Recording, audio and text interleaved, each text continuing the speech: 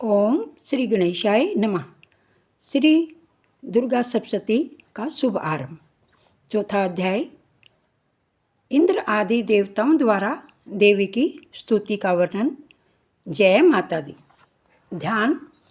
सिद्धि की इच्छा रखने वाले पुरुष जिनकी सेवा करते हैं, जिन्हें देवता सब ओर से घेरे रहते हैं, उन जया नाम वाली दुर्गा देवी का ध्यान करें। जय माता दी। उनके श्री अंग वाले मेघ के समान श्याम आभा वाले हैं। वे अपने नेत्रों से शत्रु बल को भयभीत करती हैं। उनके मस्तक पर अर्धचंद्र की रेखा शोभित है।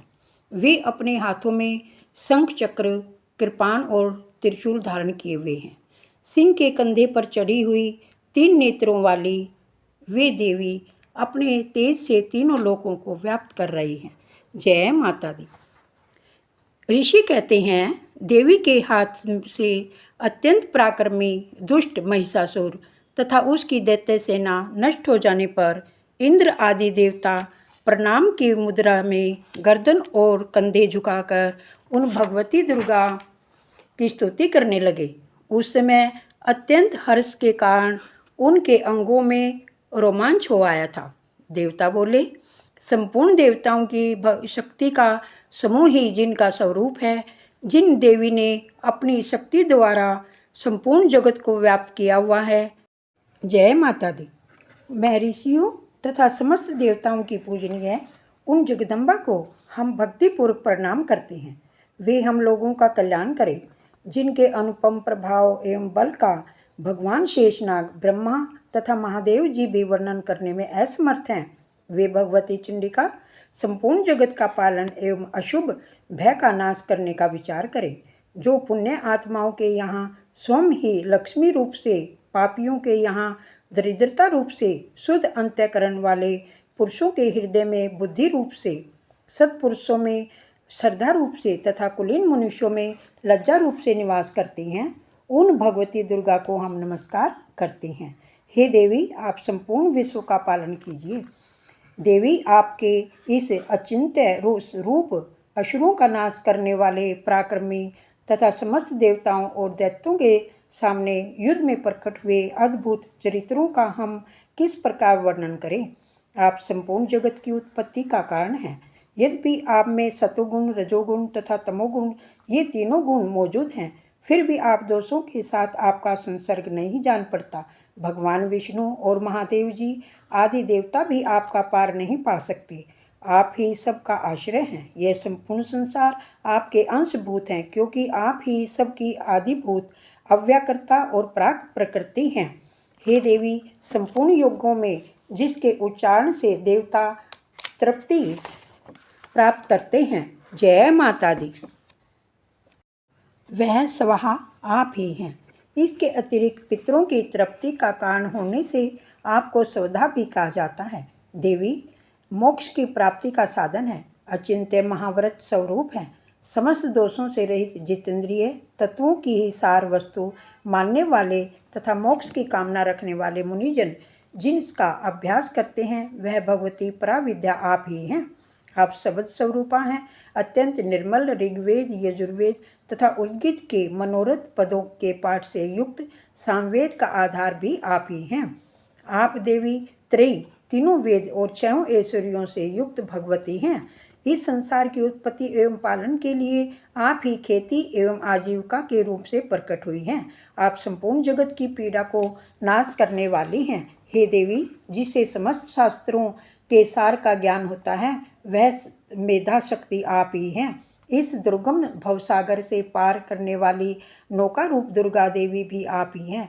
आप आसक्ति से रहित हैं। कैटव के शत्रु भगवान विष्णु के वक्षस्थल में रहने वाली भगवती लक्ष्मी तथा चंद्रशेखर द्वारा सम्मानित गौरी भी आप ही हैं। आपका मुख मंद मुस्कान से सुशोभित निर्मल पूर्ण चंद्रमा के लिए बिंब का अनुकरण करने वाला तथा उत्तम सुवर्ण की कांति से कमनीय हैं। फिर भी आपका उसका दर्शन करके महिषासुर को क्रोध हुआ और उन पर प्रहार कर दिया। यह मान आश्चर्य की बात है। जय माता दी। देवी, वही मुख जब क्रोध और युक्त होने पर उगते हुए चंद्रमा की भांति लाल और तनी हुई भौं के कारण विकराल हो गया, तब उसे देखकर भी महिषासुर के प्राण तुरंत नहीं निकल गए। यह उससे भी बढ़कर आश्चर्य की बात है, क्योंकि क्रोध में भरे हुए यमराज को देखकर भला कौन जीवित रह सकता है। देवी, आप प्रसन्न हो। परमात्मा स्वरूप आपके प्रसन्न होने पर संसार प्रकट होता है और क्रोधित होने पर आप तत्काल कितने ही कुलों का सर्वनाश कर देती हैं। यह अभी अनुभव में आई है, क्योंकि महिषासुर की यह विशाल सेना अक्षण भर में ही आपके क्रोध से नष्ट हो गई है।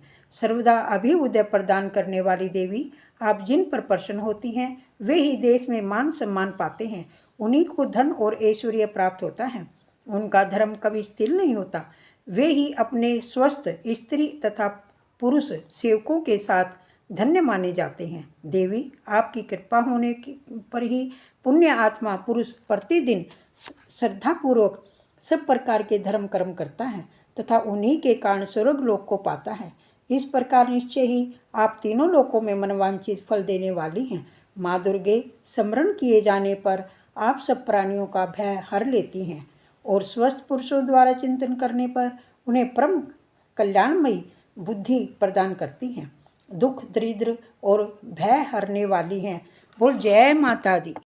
हे देवी, ऐसा दयालु आपके समान अन्य कौन है, जिसका चित्त सबके उपकार के लिए सदा दया से पूरित रहता है। हे देवी, इन राक्षसों के मारे जाने से संसार को सुख मिले तथा ये राक्षस दीर्घ काल तक नरक में देने के लिए भले ही पाप करते रहे हों, इस समय संग्राम में मृत्यु को प्राप्त होकर स्वर्गलोक में जाएं। निश्चय ही इसी विचार से आप शत्रुओं का वध करती हैं।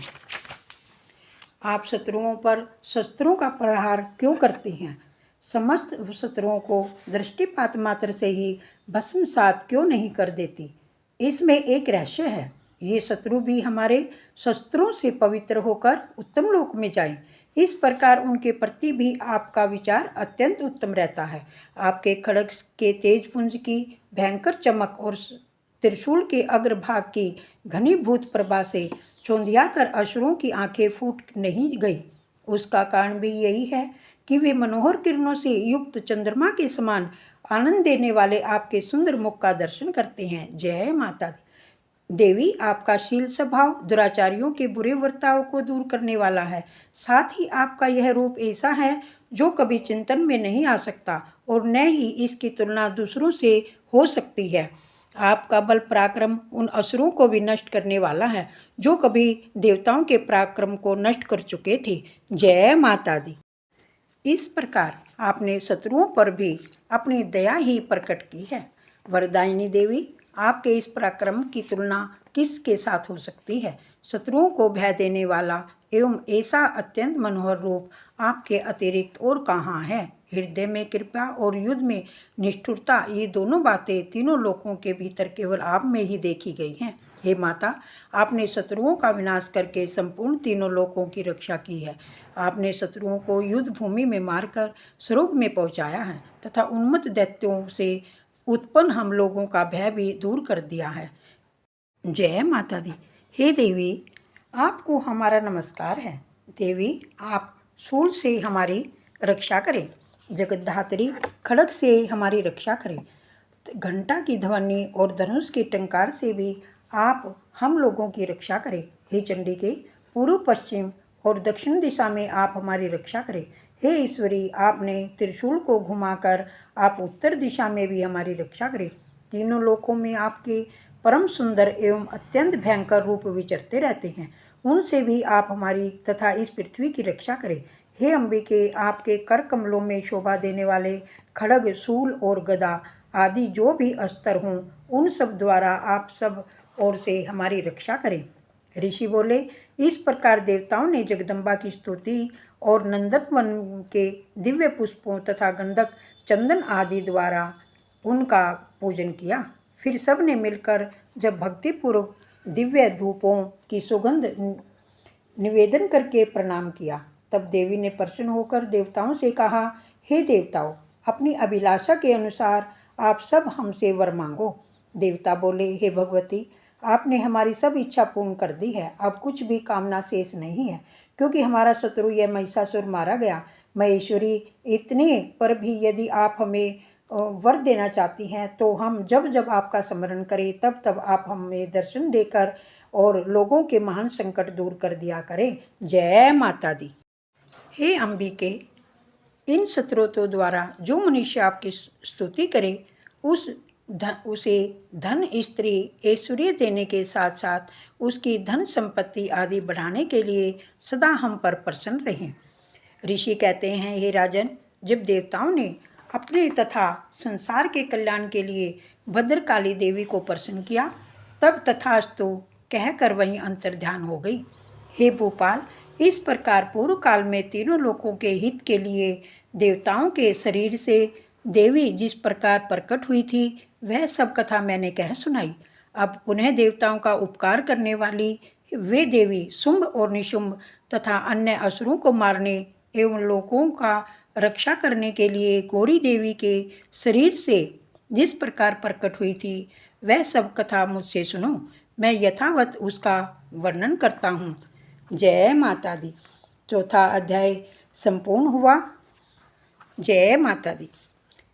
ओम जयंती मंगला काली भद्रकाली कपालिनी दुर्गा क्षमा शिवा धात्री सदा नमस्ते तू नमस्ते तू नमस्ते तू। बोल महामाई की जय।